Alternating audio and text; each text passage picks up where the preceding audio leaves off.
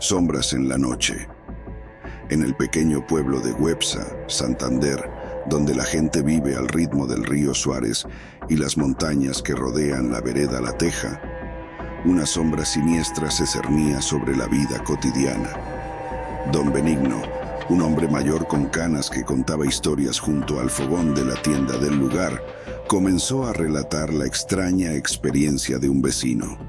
Aquella noche, Efraín González y Rosario Matallana, una pareja de esposos respetada en el pueblo, vivían en una casa de campo alejada del bullicio. Desde hacía días la gente murmuraba sobre extraños ruidos y sombras moviéndose en la oscuridad, pero nadie le prestó mucha atención hasta esa fatídica noche. Efraín estaba afuera, contemplando el cielo estrellado, cuando de repente sintió un escalofrío recorrer su espalda.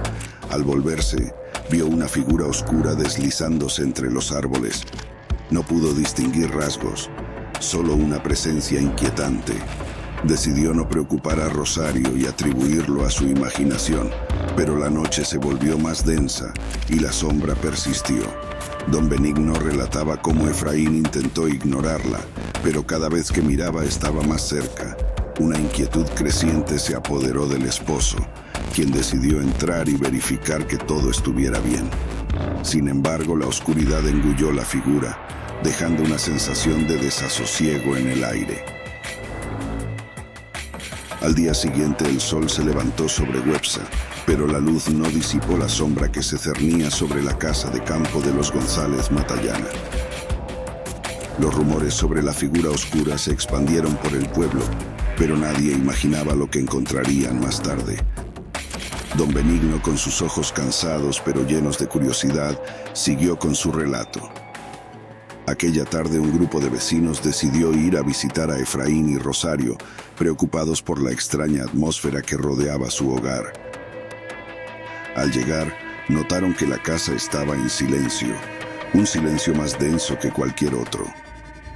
La puerta crujía al abrirse lentamente, como si la casa misma contuviera la respiración. Adentrándose, encontraron la sala vacía y el olor a madera vieja impregnaba el aire.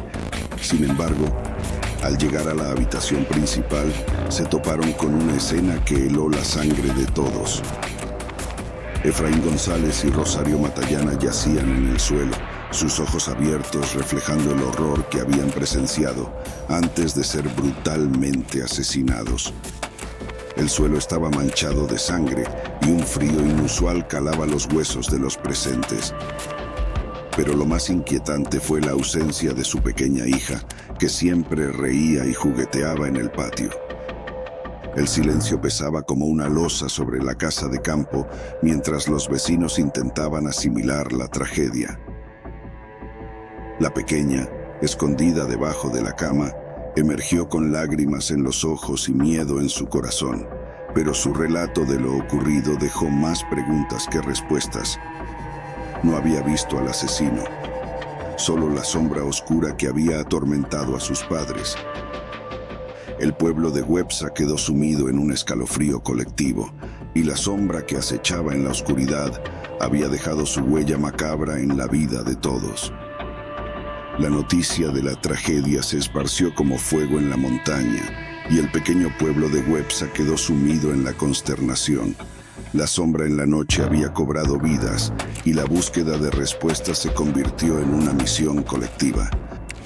Don Benigno, el narrador de historias, continuó su relato mientras la comunidad intentaba descubrir la verdad detrás de aquel horror. El inspector de la policía local, Donato Leal, un hombre curtido por los años y con ojos agudos, tomó las riendas de la investigación. Con el peso de la tragedia sobre sus hombros, Donato buscó pistas en cada rincón del pequeño pueblo. Los lugareños, temerosos pero decididos a encontrar al culpable, cooperaron con las autoridades. Don Benigno contaba cómo, en las noches siguientes, el inspector caminaba por las calles de Websa, persiguiendo sombras y rastros que podrían llevarlo hasta el asesino. La gente, acurrucada en sus hogares, mantenía las luces encendidas, temerosa de que la sombra pudiera acercarse. Cada vez que Donato parecía estar cerca de una respuesta, la sombra se retiraba más en la oscuridad, como escapando de la luz de la justicia. Los habitantes de Websa susurraban sobre pactos oscuros y maldiciones ancestrales, pero el inspector leal, hombre de hechos y no de supersticiones, continuaba su incansable búsqueda. En este pequeño pueblo, donde todos se conocían, la paranoia y la desconfianza comenzaron a tejerse entre los vecinos. ¿Quién podría haber cometido semejante acto? ¿Y por qué la sombra oscura parecía eludir cada intento de descubrirla?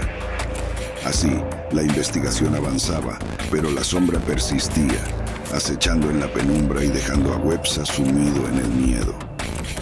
Los días se volvieron sombríos en Websa, Santander.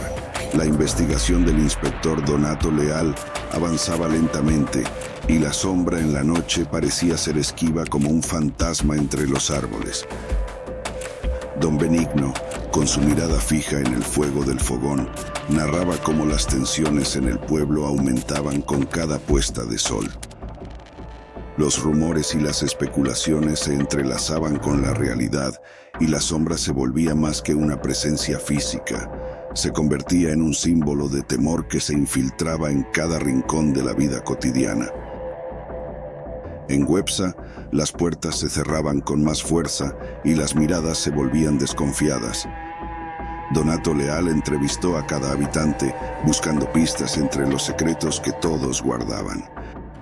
La sombra no tenía rostro, pero las palabras de los lugareños dejaban entrever una verdad más oscura. En un pueblo donde todos se conocían, alguien estaba escondiendo algo. Las noches eran cada vez más inquietantes. La sombra merodeaba en las afueras del pueblo, como si estuviera esperando el momento adecuado para regresar.